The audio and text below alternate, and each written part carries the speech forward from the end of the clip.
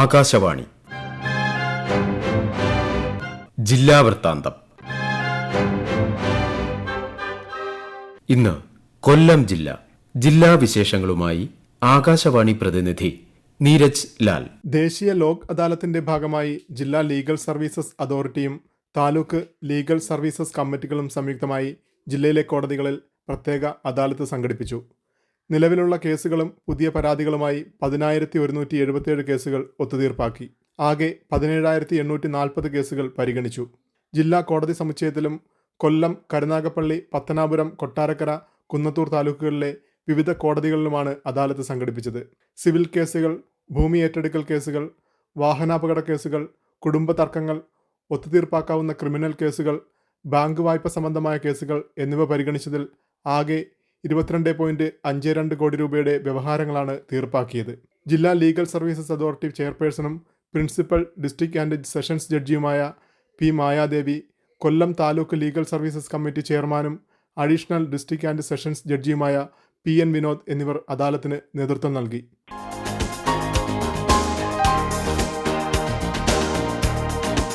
ഈ മാസം 21 നടക്കുന്ന പ്രസിഡന്റ്സ് ട്രോഫി വള്ളംകളിക്ക് മുന്നോടിയായി സംഘടിപ്പിക്കുന്ന കായിക മത്സരങ്ങൾക്ക് തുടക്കമായി.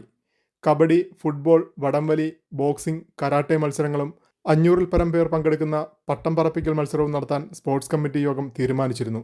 കബഡി മത്സരത്തിൽ ജില്ലയിലെ പ്രൊഫഷണൽ ടീമുകൾ അണിനിരന്നു. കൊല്ലം ബീച്ചിലായിരുന്നു കബഡി മത്സരങ്ങൾ.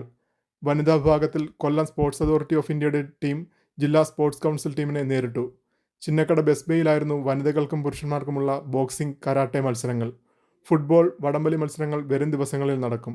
വെള്ളിയാഴ്ച നടക്കുന്ന വടംവലി മത്സരത്തിൽ പോലീസ് ടീം ഫയർഫോഴ്സ് ടീമിനെ നേരിടും.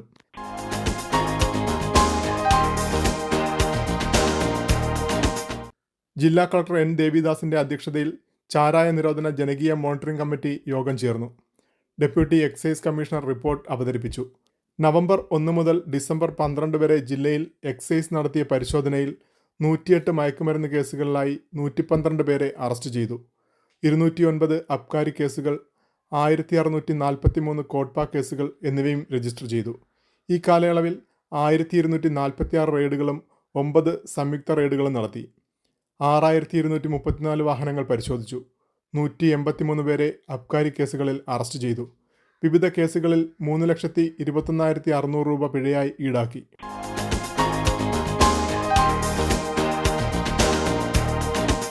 (2023-24) സാമ്പത്തിക വർഷം ജില്ലയിൽ ഉയർന്ന നിക്ഷേപ സമാഹരണം നടത്തിയ Mahila Pradhan Kshetriya Bachat Yojana standardised agency system ഏജന്റുമാരെ ദേശീയ സമ്പാദ്യ പദ്ധതി വകുപ്പിന്റെ ആഭിമുഖ്യത്തിൽ ആദരിച്ചു. സ്റ്റുഡൻസ് സേവിംഗ് സ്കീമിൽ മികച്ച പ്രവർത്തനം കാഴ്ചവെച്ച സ്കൂളുകൾക്കും സമ്മാനങ്ങൾ നൽകി. കളക്ടറേറ്റ് കോൺഫറൻസ് ഹാളിൽ ജില്ലാ കളക്ടർ N. ദേവിദാസ് പരിപാടി ഉദ്ഘാടനം ചെയ്തു. സ്റ്റുഡൻസ് സേവിംഗ് സ്കീമിൽ മികച്ച സമാഹരണം നടത്തിയ Kadakkal government UPS, Chithara government LP സ്കൂളുകളിലെ പ്രധാന അധ്യാപകർ മൊമൻറ്റോകൾ ഏറ്റുവാങ്ങി.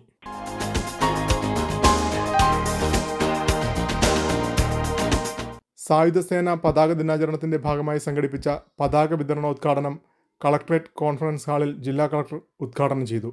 വീരചരമമടഞ്ഞ സൈനികരുടെ കുടുംബാംഗങ്ങൾക്കുള്ള സഹായനിധിയിലേക്ക് തുക സമാഹരിക്കുന്നതിനാണ് പതാക വിൽപ്പന നടത്തുന്നത്. വിരമിച്ച സൈനികരുടെ സംഘടനയായ കൊല്ലം മല്ലു സോൾജിയേഴ്സ് അംഗങ്ങൾ, NCC കേഡറ്റുകൾ എന്നിവർ ചടങ്ങിൽ പങ്കെടുത്തു.